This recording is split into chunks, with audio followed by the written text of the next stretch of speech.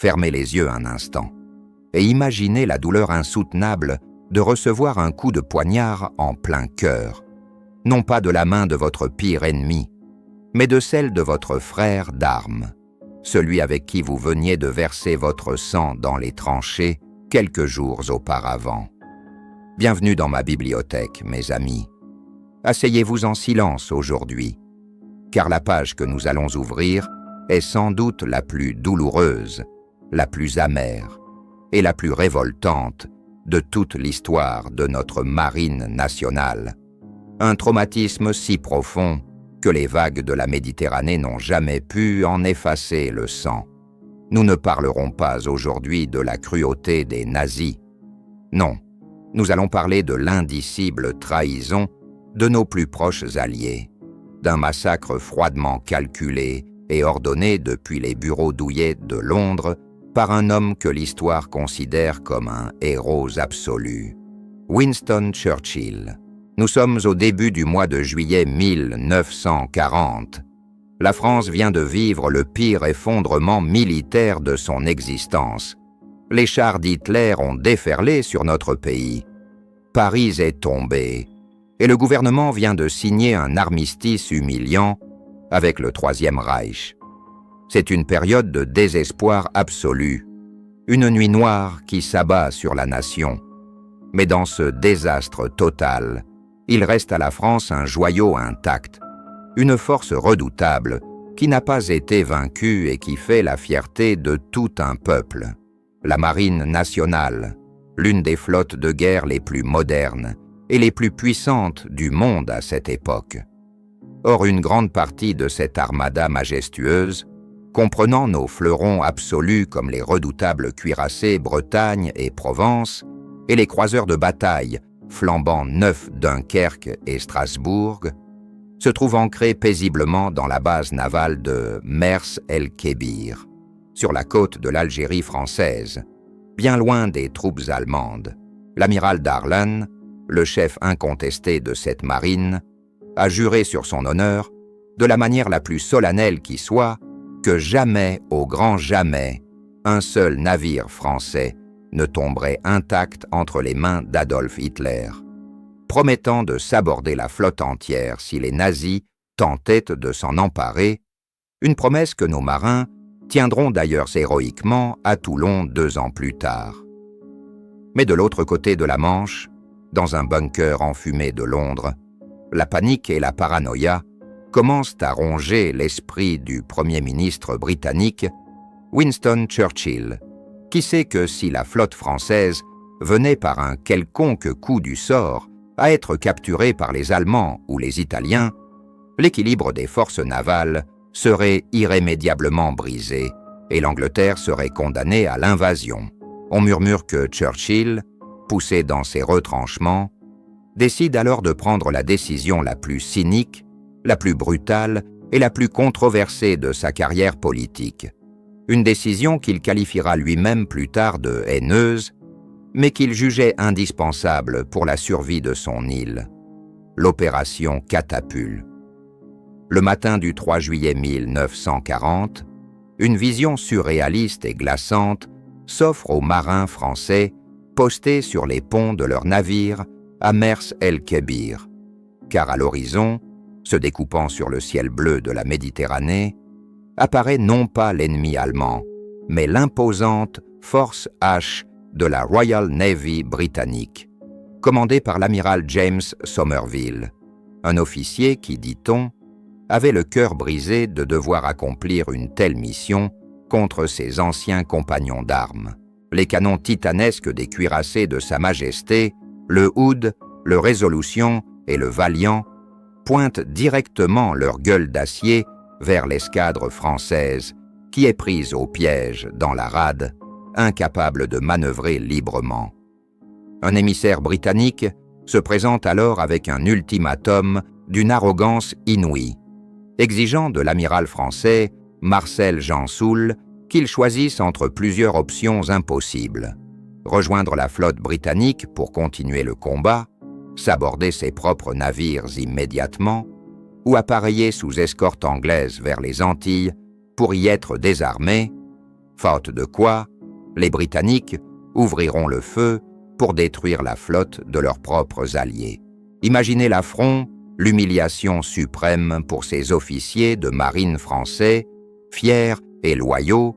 de se voir dicter leur conduite sous la menace directe des canons de ceux-là même avec qui ils partagèrent le pain et le sang quelques semaines plus tôt.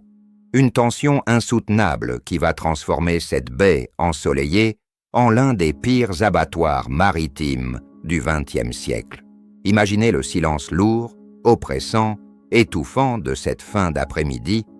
un silence brutalement déchiré par le rugissement le plus effroyable de l'histoire navale.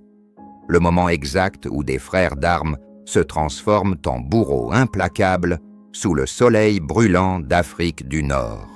Les heures s'étaient écoulées dans une tension insoutenable.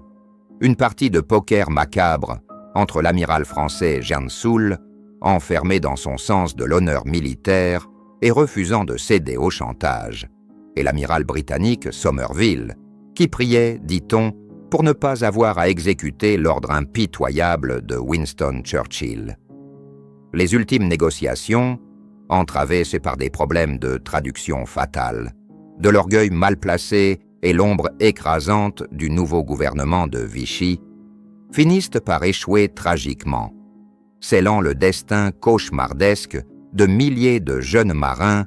qui ne comprenaient toujours pas pourquoi les gigantesques canons de Sa Majesté étaient fixés sur eux. À 17h56, le temps s'arrête net. L'ordre fatal est hurlé dans les radios depuis Londres,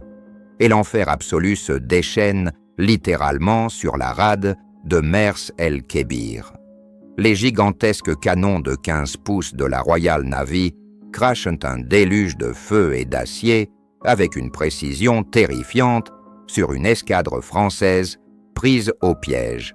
littéralement coincée contre la jetée, incapable de manœuvrer ses immenses cuirassés pour riposter efficacement ou pour fuir vers la haute mer. C'est un tir au pigeon, un massacre à huis clos d'une violence inouïe qui défie l'entendement et la morale militaire. Dès les premières salves, les obus perforants pesant près d'une tonne s'abattent sur nos navires amiraux avec une force apocalyptique, pulvérisant les superstructures d'acier, arrachant les tourelles comme de simples jouets et semant la mort parmi des équipages qui, quelques minutes auparavant, croyaient encore intimement à un ultime coup de bluff de leurs anciens alliés britanniques. Le drame absolu, le sommet de l'horreur insurmontable, se joue à bord du majestueux cuirassé Bretagne, un géant des mers qui est touché de plein fouet, en plein cœur de ses soutes à munitions. On murmure avec effroi dans les archives navales que l'explosion fut si titanesque, si monstrueuse, qu'elle souleva le navire de plusieurs milliers de tonnes, hors de l'eau dans une immense colonne de flammes aveuglantes et de fumée noire étouffante qui obscurcit instantanément le ciel clair de la Méditerranée. En l'espace de quelques minutes interminables, le fier cuirassé chavire violemment et s'enfonce dans les eaux bouillonnantes, emportant avec lui dans la nuit éternelle près d'1 millier de nos marins, des jeunes garçons de Bretagne, de Normandie ou du sud de la France qui moururent brûlés vifs, noyés dans les entrailles du navire ou déchiquetés par la ferraille incandescente, sans presque jamais avoir pu tirer un seul coup de canon pour défendre leur vie. Autour de ce tombeau d'acier, c'est l'apocalypse généralisée. Le croiseur de bataille Dunkerque et le vieux cuirassé Provence sont lourdement frappés, ravagés par des incendies incontrôlables et contraints de s'échouer lamentablement sur la côte algérienne pour ne pas couler à pic, leur pont recouvert du sang de leurs courageux défenseurs. Seul le croiseur Strasbourg, dans un exploit de manœuvre héroïque et désespéré, au milieu des gerbes d'eau meurtrières et des cadavres flottants, parvient miraculeusement à s'extraire de la nasse, à forcer le redoutable blocus britannique sous une pluie d'obus et à s'enfuir vers le port de Toulon, sauvant au moins une parcelle d'honneur dans ce désastre militaire absolu. En moins de 15 minutes d'une sauvagerie inqualifiable, l'attaque foudroyante de la Royal Navy a transformé la fierté incontestée de la flotte française en un cimetière marin, fumant et hurlant de douleur. Les témoignages des rares survivants, ceux qui ont dû nager désespérément dans les nappes de mazout en feu, entendant les cris d'agonie de leurs camarades, coincés à l'intérieur des coques, retournés résonnant contre le métal, glaçant encore le sang de tous les historiens qui osent se pencher sur ce mois de juillet maudit, quand la fumée noire et âcre des incendies s'est enfin dissipée sur les eaux sanglantes de la Méditerranée. C'est le mythe immaculé de l'allié britannique indéfectible, qui venait de sombrer à tout jamais dans les abysses de Mers el-Kébir, brisant le cœur d'une nation déjà à genoux. Le bilan définitif de ces 15 minutes de fureur aveugle et de canonnade fratricide est d'une lourdeur insoutenable, une véritable hécatombe navale qui foudroya l'âme de notre pays, puisque 1297 marins français, la fine fleur de nos équipages, venaient d'être massacrés, pulvérisés par les obus de très gros calibres ou noyés dans les entrailles de fer de leurs cuirassés renversés, tandis que près de 350 autres hurlaient de douleur, mutilés et brûlés vifs par le mazout en fusion. Imaginez l'effroi indescriptible, le deuil national et le sentiment de trahison absolue qui s'abattirent sur la France tout entière lorsque les télégrammes macabres commencèrent à pleuvoir dans les foyers de Bretagne, de Provence, et d'ailleurs annonçant aux mères, aux épouses et aux orphelins que leurs hommes n'étaient pas tombés héroïquement sous les coups de la Kriegsmarine allemande, mais qu'ils avaient été froidement assassinés par la Royal Navy. Du côté du régime de Vichy, fraîchement installé et cherchant désespérément à consolider son autorité sur les ruines de la défaite,